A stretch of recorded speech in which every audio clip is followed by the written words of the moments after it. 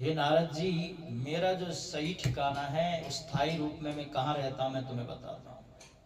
नाहं वसामि वैकुंठे योगिनां हृदय नवा, मद्भक्ता यत्र गायन्ति तत्र तिष्ठामि नारद।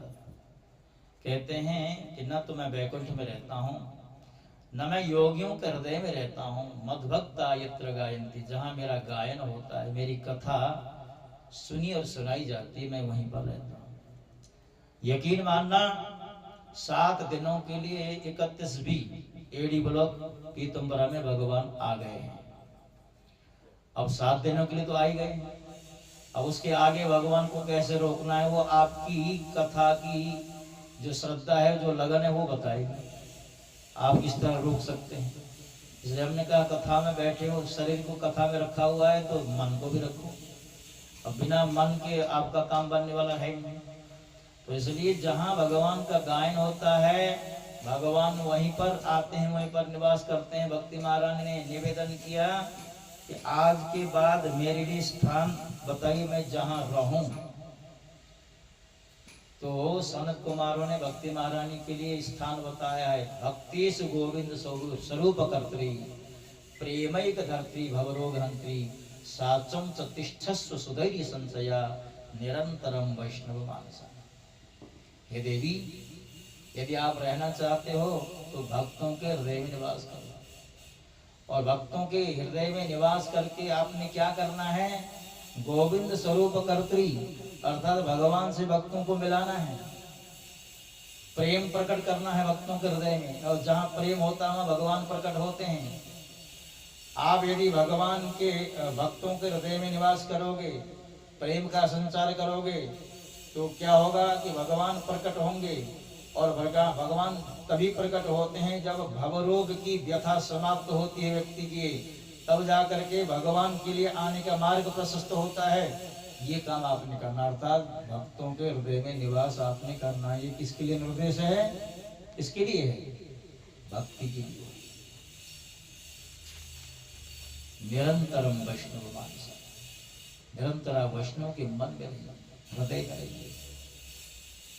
ततोपि दोषा कर जाए में त्वाम द्रष्टुम न सकता प्रभो बिलोगे। यदि आप भक्तों के हृदय में निवास करोगे, भक्तों के मन में निवास करोगे, तो क्या होगा, कलियुगी दोषों का प्रभाव भक्तों के ऊपर नहीं होगा। तो सुंदर बात बताई है, सकल भुवन मध्य नर्दनास्ते के धन्या। इस संसार में अमीरी और गरीबी की परिभाषा अलग हो सकती है, किंतु हमारे शास्त्रों ने कहा है, जिनके पास भक्ति की पूंजी होती है, भगवान नाम की पूंजी होती है, इस धरती में भौतिक रूप से बेशक वो गरीब हों, किंतु वो आध्यात्मिक रूप से सबसे अमीर लोग हैं। यदि आपके पास भक्ति का खजाना है, भगवान नाम का खजाना है, जिसके पास भक्ति का खजाना होता है, ऐसे व्यक्ति से मिलने के लिए भगवान भी अपने धाम का परित्याग करके चले आते हैं। सुंदर बात होता है। इसी के साथ साथ महात्मा का 3रा अध्याय यहाँ पर संपन्न हुआ। उस कथा की दिव्यता ऐसी थी जो हरिद्वार में नारद जी के द्वारा आयोजित थी। भगवान वैकुंठ में अवश्य थे, ध्यान से सुनिएगा, उनसे रहा नहीं गया। जब देखा कथा में रस बरस रहा है, तो वहां से दौड़े हुए कथा में चले आए। और भगवान का स्वरूप कैसा है, वनमाली घनश्याम पीतवासा मनोहर, वनमाला प्रभु ने धारण की हुई और पीतांबर प्रभु ने धारण किया हुआ है। कांची कला पर मुकुट कुंडल सुंदर से धारण किए हैं भगवान। त्रिभंग 3 जगह से टेढ़े हैं भगवान। तो ऐसे भगवान जब प्रकट हुए हैं, सबने भगवान को जय जयकार करिए। बोलो सच्चिदानंद भगवान की। कथा में जब भगवान प्रकट हुए, नारद जी को बहुत आनंद आया। नारद जी ने योगेश्वरों से प्रश्न किया, योगेश्वरों, अलौकिकोऽयं महिमा मुनीश्वरा, सप्ताजन्योऽद्य विलोकितो मया, मूढा शठाये पशुपक्षिणोऽत्र सर्वे निष्पापतमा भवन्ति। नारद जी कह रहे हैं इस कथा की अलौकिकता मैंने देख ली। आसपास रहने वाले जो मूढ़ जन हैं, पशु हैं, पक्षी हैं, वृक्ष हैं, लताएं हैं, ये सब भी निष्पाप हो रहे हैं। ये कथा का प्रभाव है। और मैंने समझ लिया है इस संसार में कथा के समान पवित्र करने वाली कोई और वस्तु नहीं है। इसलिए आप ये बताएं कि और भी कौन कौन से लोग शुद्ध और मुक्त होते हैं कथा के माध्यम से। कि मैंने देख लिया आसपास में पशु हैं, पक्षी हैं, कीट हैं, पतंग हैं, जड़ हैं, चेतन हैं, सब के सब मुक्त हो रहे हैं, शुद्ध हो रहे हैं।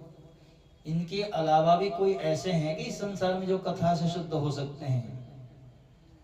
तो यहाँ पर कुमारों ने कहा ये मानवा पाप कृतस्तु सर्वदा सदा दुराचार रता विमार्गा क्रोधाग्नि दग्धा कुटिलाश्च कामिना सप्ताह यज्ञ न कलो पुनन्ते। कहते हैं जो नित्य निरंतर पाप करते हैं, दुराचार में रत रहते हैं, क्रोध की अग्नि में जले रहते हैं। कुछ लोगों का स्वभाव होता है अकारण क्रोध करते हैं, हमेशा अग्नि, क्रोध रूपी अग्नि में जले ही रहते हैं, कुटिल हैं, कामी हैं। ऐसे लोग ही कथा के माध्यम से मुक्त होते हैं। सत्य ही नहीं, जिनके व्यवहार में कोई सच्चाई नहीं, जिनकी वाणी में कोई सच्चाई नहीं, पितृमातृ दूषका, माता पिता से द्वेष करते हैं, जिनकी प्यास संसार को लेकर कभी बुझती ही नहीं है, ऐसे लोग जो नित्य हिंसा में लगे रहते हैं, वो भी कथा के माध्यम से शुद्ध और मुक्त होते हैं।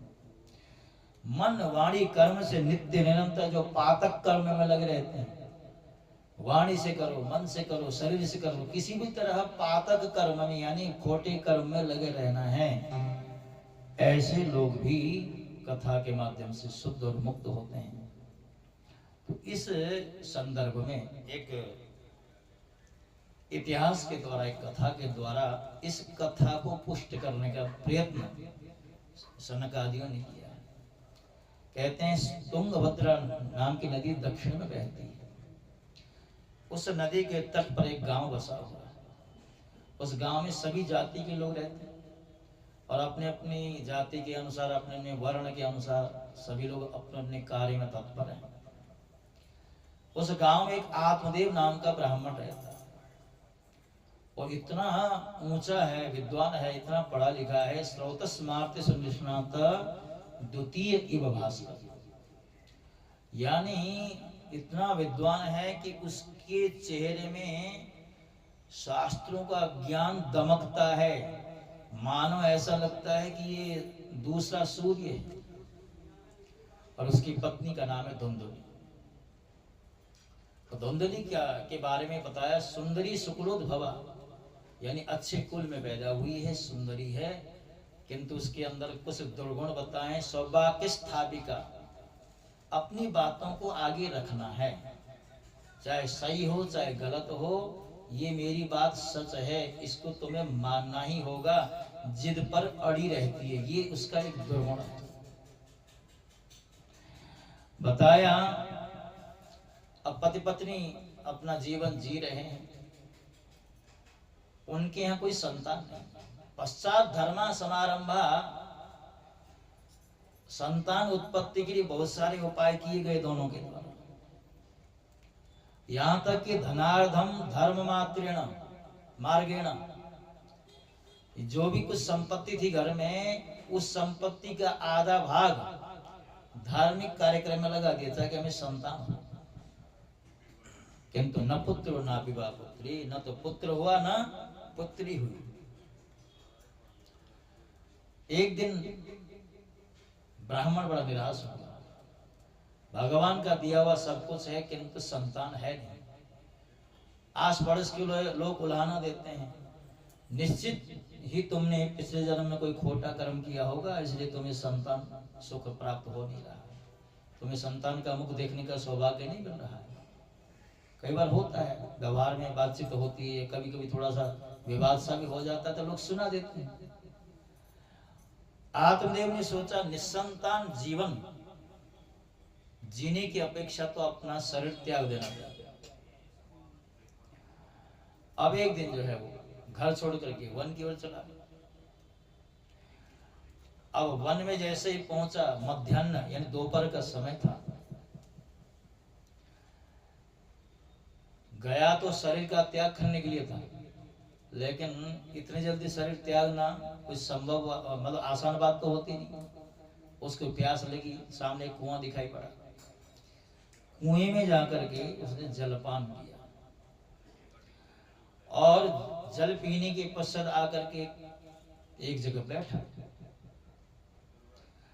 मुहूर्तादि तत्रैव, एक मुहूर्त के बाद यानी कुछ देर के बाद एक सन्यासी महाराज, एक साधु महात्मा ये उसी स्थान पर आए। उन्होंने वहां जल पिया। जैसे ही साधु महात्मा ने जलपान कर लिया तो इधर बैठा बैठा ब्राह्मण देख रहा था, अब इन्होंने जलपान कर लिया है, दौड़ा हुआ गया और जाकर के चरणों में गिर पड़ा। चरणों में गिर पड़ा है, न केवल चरणों में गिरा अपितु जोर जोर से रोना भी आरंभ करता है।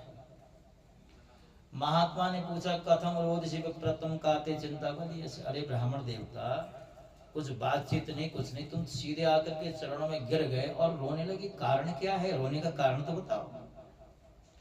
कोई दुख होगा तभी तो तुम रो रहे।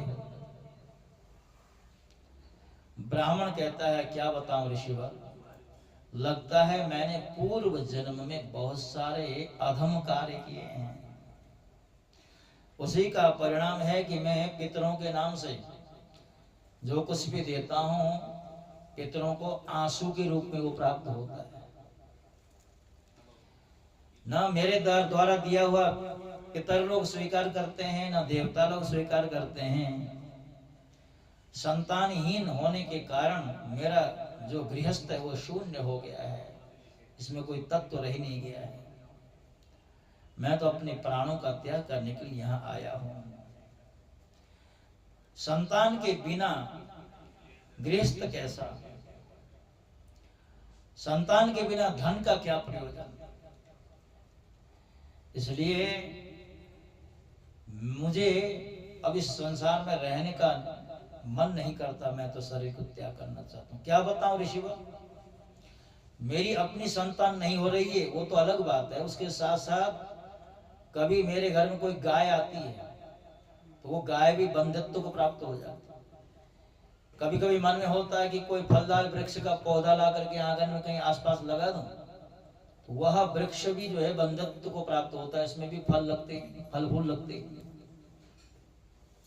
इसलिए मैंने निश्चय किया कि अब मुझे जीना नहीं है।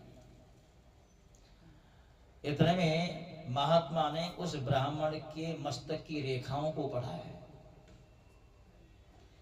और जैसे ही मस्तक की रेखाएं पड़ी हैं, महात्मा कहने लगे, अरे प्रजा प्राप्ति अर्थात संतान उत्पत्ति की जो चाह तुम्हारे भीतर है ना, उसको निकाल दो। इस संसार की वासना का परित्याग करो और सुखी हो जाओ, क्योंकि मैंने तुम्हारा प्रारब्ध देख लिया, तुम्हारा भाग्य देख लिया है। सप्त जन्मावधि तब पुत्रो नहीं बच, एक नहीं दो नहीं, अभी तो 7 जन्मों तक तुम्हें पुत्र सुख नहीं है। इस जिद को निकाल दो। और यहां पर बताया, यदि पुत्र से सुख हो ही जाता तो सगर के तो 60,000 पुत्र थे। 60,000 पुत्र होने के बावजूद भी क्या सगर को सुख मिला? चित्रकेतु नाम का एक राजा था, बुढ़ापे में संतान हुई, वो भी मर गई, तो चित्रकेतु को भी संतान से सुख नहीं मिला। तो भला यदि उन दोनों को सुख नहीं मिला तो तुम्हें सुख मिल ही जाएगा, इस बात का कोई भरोसा है क्या? निकाल दो मन से संतान उत्पत्ति की कामना।